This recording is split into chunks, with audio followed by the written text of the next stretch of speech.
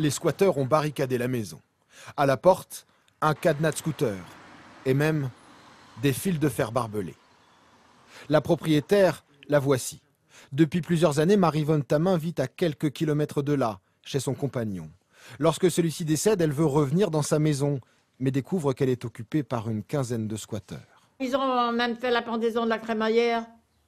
Comment ça?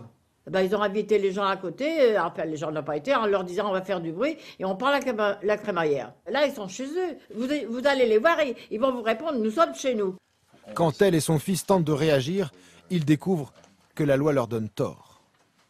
Et moi j'ai eu affaire à ces gens-là à travers une porte et j'ai failli y rentrer et j'étais au commissariat le plus proche et on m'a dit monsieur si vous étiez rentré vous étiez dans votre tort, c'était violation de domicile.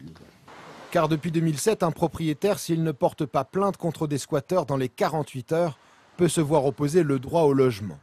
D'ailleurs, les occupants savent ce qu'ils font. À la porte de la maison occupée, ils ont placardé ce texte. Il ne peut y avoir d'expulsion sans décision exécutoire du tribunal. Les appels à l'aide de Marie-Vonne Thamin sont restés pour l'instant sans réponse. De quoi la décourager. Moi j'en ai marre après tout. Ben, ça fait plus de 2 ans que ça dure et personne ne réagit. J'écris, on ne me répond pas. Je veux récupérer ma maison, puis c'est tout. Hein. Pour elle, il y a urgence. Son compagnon vient de décéder et ses héritiers lui ont demandé de quitter sa résidence. Mais la procédure d'expulsion des squatteurs risque de prendre encore de nombreux mois.